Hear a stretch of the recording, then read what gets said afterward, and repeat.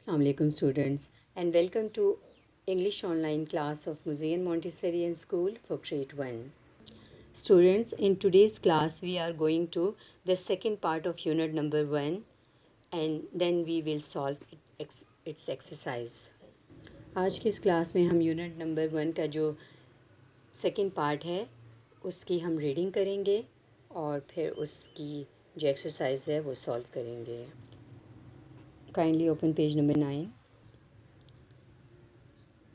Before reading, what you have to do, write date on the top and then write CW here.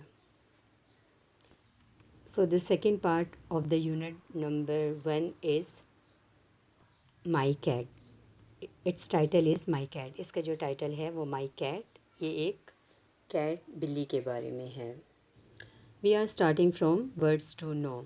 First word is catch. To take and hold something that is moving. Catch का मतलब है किसी भी चीज़ को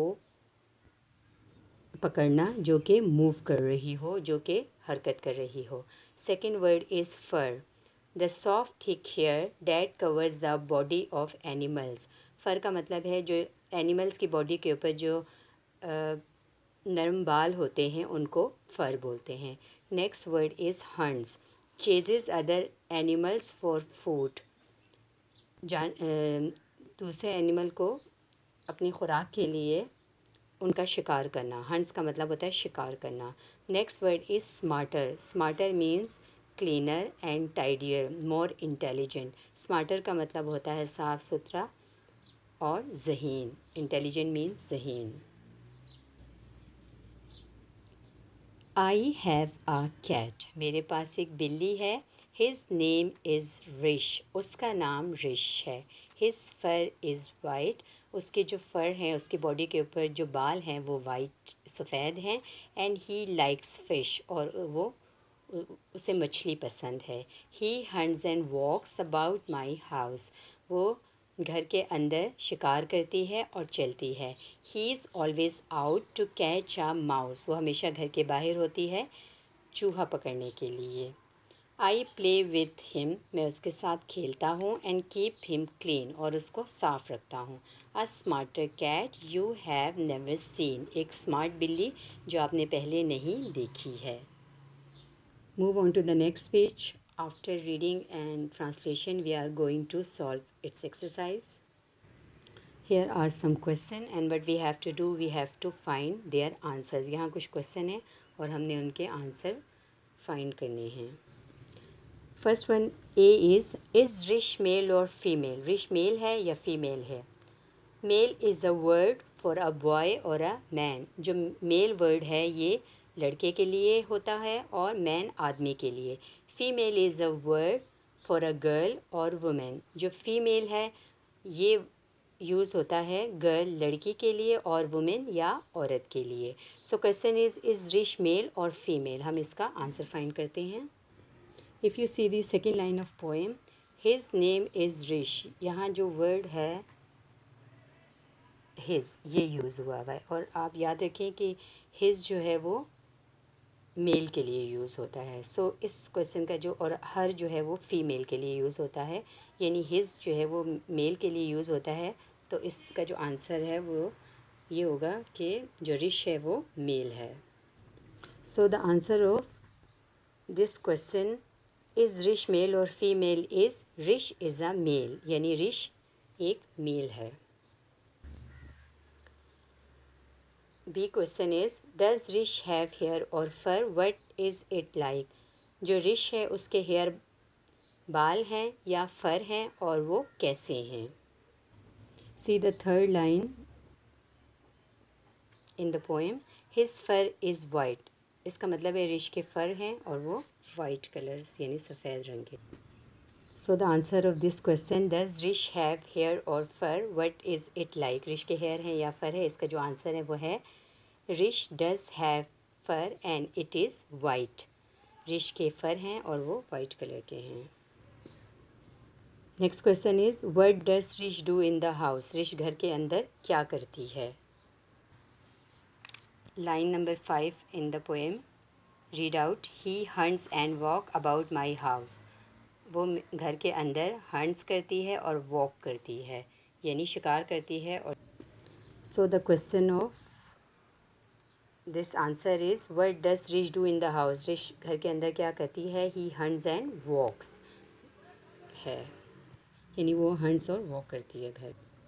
next question is what do you think Rish does outside the house. आपके ख्याल में रिश घर के बाहर क्या करती है?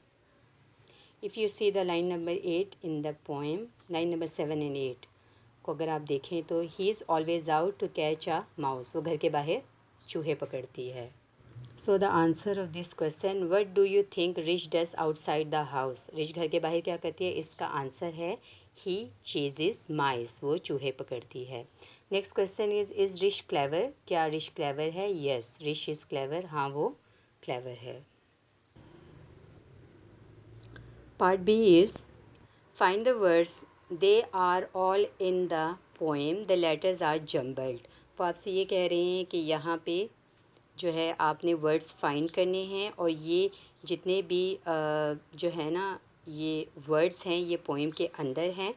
द लेटर्स आर जम्बल्ड, लेकिन जो लेटर हैं वो बेतरतीब हैं, जम्बल्ड हैं। They are not in the correct order. वो करेक्ट ऑर्डर में नहीं है। आपने उन्हें करेक्ट ऑर्डर में करके फाइंड द वर्ड्स अल्फाज बनाने हैं।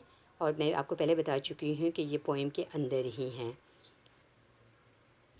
Like if you look at the first one, अगर आप पहला देखें तो TAC, ये स्पेलिंग जो है वो जो आगे पीछे दिए हुए हैं, तो अगर आप उसको ठीक करके लिखें तो ये बनेगा C पहले आ जाएगा, A और T, फिर ये जो है ये वर्ड है cat.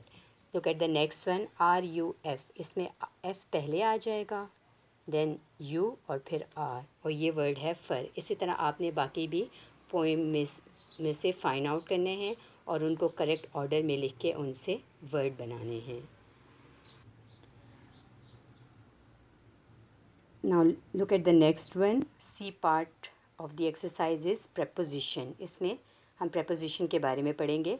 A preposition shows the position between one noun and another.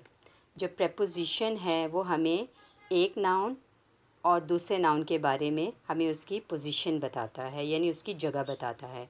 Look at this example, the cat is on the table. इसमें आप देखें ये कैट ये नाउन है और ये टेबल ये भी नाउन है, और ये जो बीच का एक है वर्ड ऑन, ये इसकी पोजीशन बता रहा है कि ये जो कैट है ये टेबल के ऊपर है।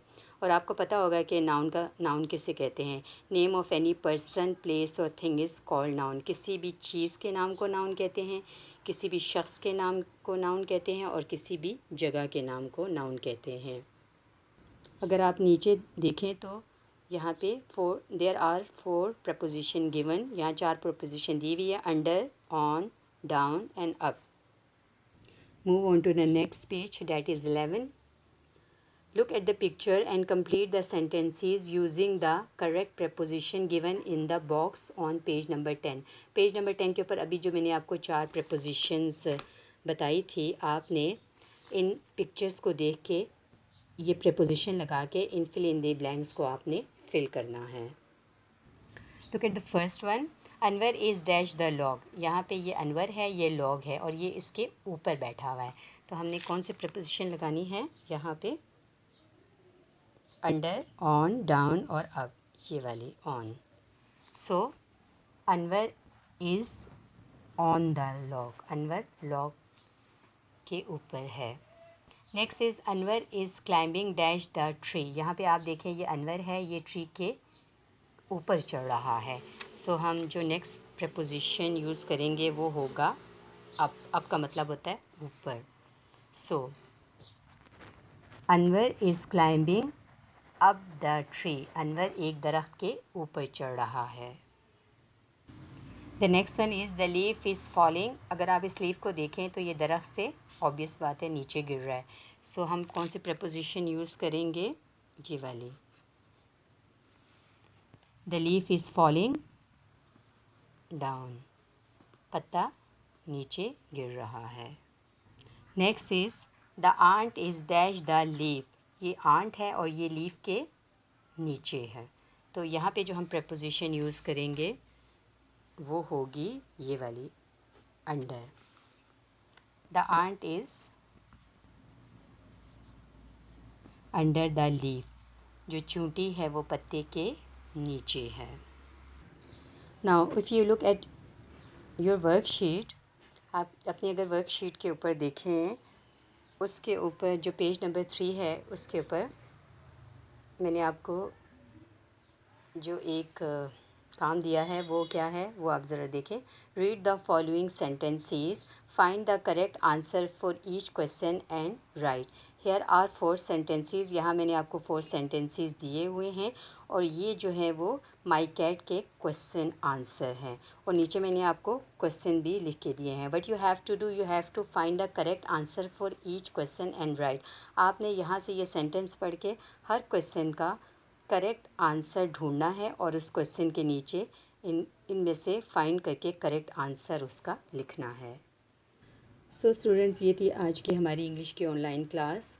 नाउ आपका जो होम असाइनमेंट ये है, what you have to read this unit my cat twice time at home and then solve page number 10 and 11 on your book and then write these question answer on your notebook. अपनी copy के ऊपर आपने ये question answer लिखने हैं and you have to learn them और आपको उनको याद भी करना है. So students, till next online class, stay happy and blessed. Allah Hafiz.